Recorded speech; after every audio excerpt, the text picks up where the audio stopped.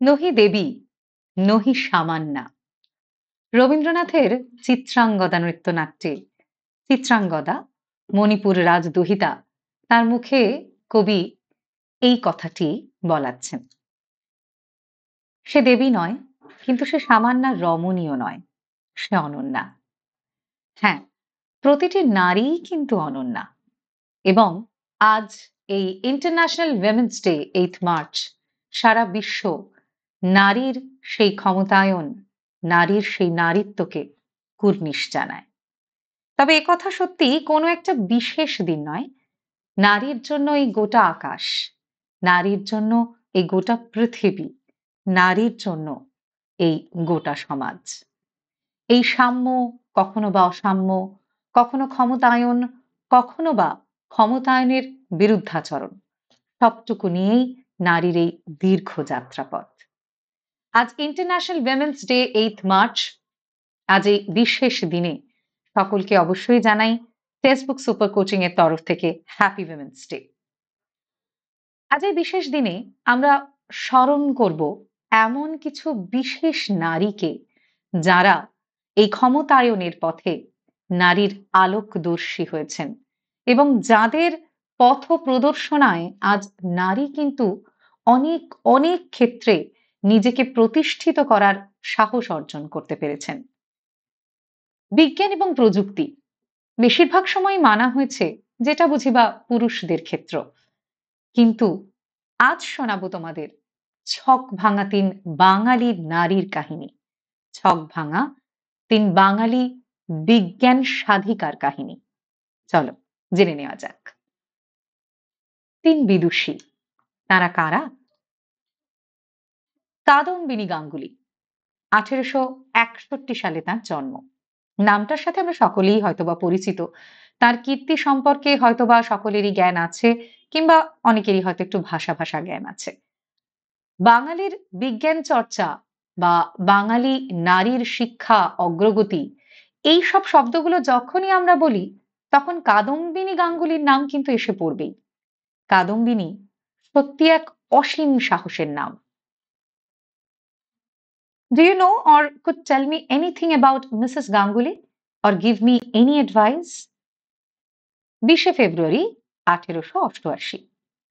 আর এক বিশিষ্ট নারী, যিনি বিদেশিনী অবশ্যই, নার্সিং বিদ্যার পথিকৃৎ ফ্লোরেন্স নাইটেঙ্গেল এই চিঠিটি লিখছেন এবং জানতে চাইছেন এই ভারতীয় উপমহাদেশের সেই বীরাঙ্গনার কথা, মিসেস গাঙ্গুলি, অর্থাৎ কাদম্বিনী গাঙ্গুলির কথা, যিনি ডাক্তারি পরীক্ষায় পাশ করেছেন, যিনি বিবাহিতা, সন্তানের মা, অথচ দেখা গেছে তিনি নাকি 13 দিনের বেশি মেটারনিটি লিভ নেননি।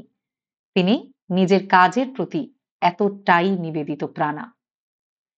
এই কাদম্বিনী গাঙ্গুলি 1878 সালের প্রথম ভারতীয় মহিলা, যিনি কলকাতা বিশ্ববিদ্যালয়ের এন্ট্রান্স পরীক্ষায় পাশ করেছিলেন। 1880 সালে তিনি এবং চন্দ্রমুখী বসু, আরেকজন বিদুষী, তিনি প্রথম এফএ পরীক্ষায় পাশ করেন। 1883 সালে তিনি এবং চন্দ্রমুখী বসু ব্রিটিশ অধিকৃত সমস্ত দেশের মধ্যে মহিলাদের মধ্যে প্রথম বিএ পাশ করেন। তিনি প্রথম ভারতীয় মহিলা যিনি ভারতীয় মেডিকেল কলেজ থেকে পাশ করেছিলেন।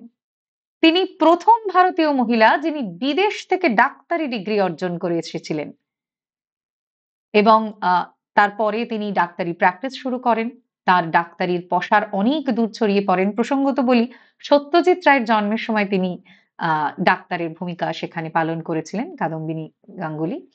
এবং শুধু যে তার চলার পথটাই এতগুলো বুলেট পয়েন্টের মতো খুব সুগম ছিল তা একেবারেই নয়।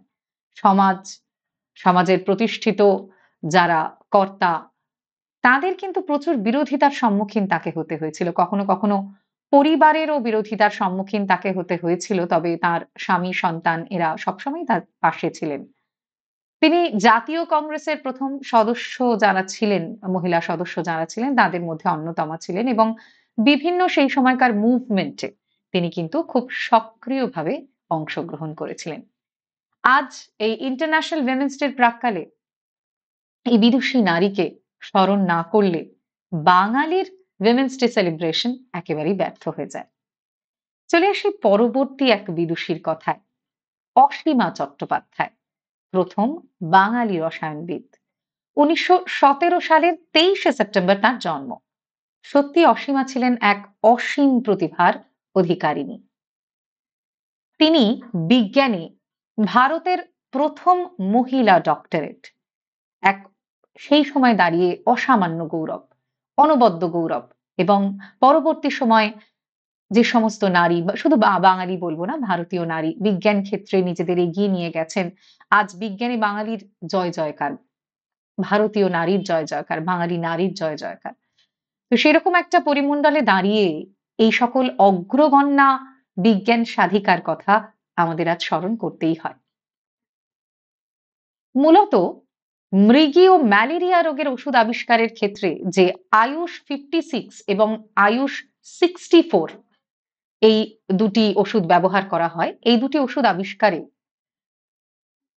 অসীমা চট্টোপাধ্যায়ের ভূমিকা ভীষণভাবে স্মরণ করার মতো। তবে তার এই চলার পথটাও কিন্তু খুব সুগম ছিল না সেই সময়কার পরিপ্রেক্ষিতে।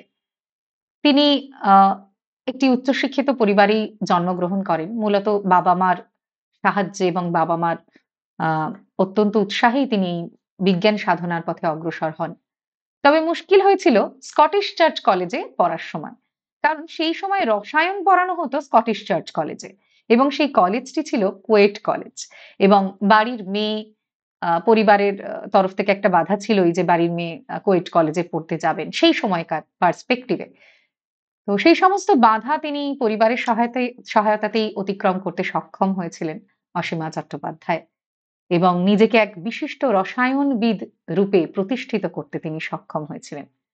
এবং তার বিজ্ঞান ক্ষেত্রে অবদান স্বরূপ ভারতীয় বিজ্ঞানের যে সর্বোচ্চ পুরস্কার শান্তি স্বরূপ ভটনাগর পুরস্কার, সেই পুরস্কারে তিনি ভূষিতা হন এবং কলকাতা বিশ্ববিদ্যালয়ের খয়রা অধ্যাপক পদ তিনি বহুদিন অলংকৃত করেছিলেন। এরপর চলে যাব এক নক্ষত্রের কাছে। কে সেই নক্ষত্র?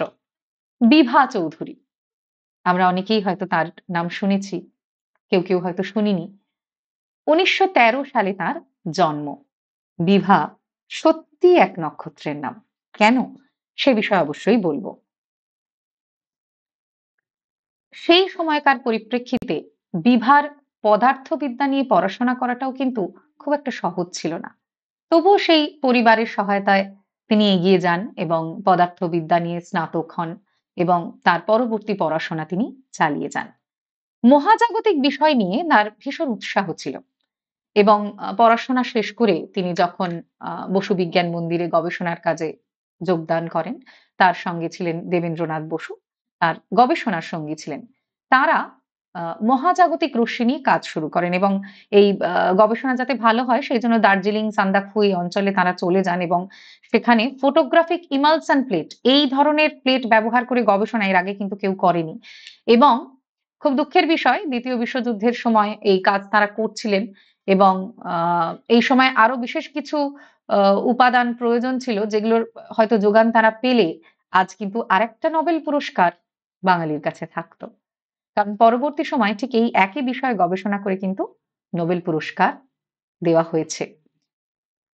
তার প্রবন্ধগুলি মহাজাগতিক রশ্মি বিষয়ে এতটাই বলিষ্ঠ ছিল যে নেচার পত্রিকা, আমরা সবাই নাম শুনেছি, বিজ্ঞানের আহ অসামান্য সব প্রবন্ধ সেই পত্রিকায় ছাপা হয়েছে। সেই নেচার পত্রিকায় তার এই মহাজাগতিক রশ্মি সংক্রান্ত কাজ কিন্তু প্রবন্ধ আকারে প্রকাশিত হয়েছিল। বিভা সত্যি এক নক্ষত্রের নাম। কেন? আজ হয়তো আমরা বিস্মৃত হয়েছি বিভা চৌধুরীর নাম, কিন্তু আন্তর্জাতিক ক্ষেত্র এবং মহাজাগতিক গবেষণা সংক্রান্ত ক্ষেত্র কিন্তু তাকে ভোলেনি। প্যারিসের ইন্টারন্যাশনাল অ্যাস্ট্রোনমিক্যাল ইউনিয়ন HD 86081 এই নক্ষত্রটির নামকরণ করেছে বিভা, একজন বাঙালিনী, একজন বাঙালি বিজ্ঞানী। তাকে আন্তর্জাতিক ক্ষেত্র এতটাই স্বীকৃতি দিয়েছে। আর আমরাও অবশ্যই ভুলবো না, আজ এই ইন্টারন্যাশনাল উইমেনস ডেতে অবশ্যই আমরা স্মরণ করব আমাদের সেই বিশেষ নক্ষত্রকে, যার নাম বিভা। এমন বহু বিদুষী, এমন বহু অনবদ্যা অনন্যা নারী আমাদের পথ দেখিয়েছেন। নারীর ক্ষমতায়নের উদ্দেশ্যে নারী কতটুকু এগিয়েছে, বা সত্যি কি এই ভারতীয় উপমহাদেশে বা তৃতীয় বিশ্বে নারীর ক্ষমতায়ন ঘটেছে, নাকি নারী পণ্যকেন্দ্রিক সভ্যতা বা সংস্কৃতিরই একটা অঙ্গ হয়ে দাঁড়িয়েছে, বা নারী সেই ক্ষমতায়নের একটা হাতের পুতুল হয়ে দাঁড়িয়েছে। এই সমস্ত বিষয়গুলো হয়তো বেশ কিছুটা উম কন্ট্রোভার্সিয়াল। কিন্তু একথা বলাই বাহুল্য, নারী কিন্তু অনেকখানি পথ হেঁটেছে এবং সেই পথ হাঁটায় যারা পথ প্রদর্শন করেছেন, আজকের দিনে তাদের স্মরণ করাটা ভীষণভাবে দরকার। আজ এই আলোচনার শেষে আধুনিক কবি মন্দাক্রান্তা সেনের সতী কবিতার একটা লাইন ভীষণ মনে পড়ছে তোমাদের সাথে শেয়ার করার জন্য। ঈশ্বরী তুই বাঁচিয়ে রাখিস বেঁচে থাকার আকাঙ্ক্ষা তোর। বর্তমান সময়ে দাঁড়িয়ে হয়তো সময়টা যথেষ্ট সংকটাপন্ন, কিন্তু সম্ভাবনা দিকে দিকে আছে। যে নারী, যে বিদুষীদের কথা আমি আলোচনা করলাম, তাদের সময়টাও কিন্তু সংকটের ছিল, তবু তারা এগিয়েছেন। শুধু এগিয়ে যাননি, তারা কিন্তু পথ তৈরি করে গেছেন। তারা কিন্তু পাইওনিয়ার হয়েছেন, তারা কিন্তু পথপ্রদর্শক হয়েছেন। আজও নারী এগিয়ে আসুক, তৈরি করুক নতুন পথ, তার নিজের জন্য, তার সমাজের জন্য, তার সন্ততির জন্য। কারণ প্রতিটি নারীর মাঝেই ঈশ্বরীর বাস। ইন্টারন্যাশনাল উইমেন্স ডেতে টেক্সট বুক সুপার কোচিং এর তরফ থেকে প্রতিটি নারীকে জানাই অনেক অনেক শুভেচ্ছা, শুভকামনা এবং এগিয়ে যাওয়ার অনেক প্রতিশ্রুতি ঘিরে থাকুক তোমাদের। Thank you everyone.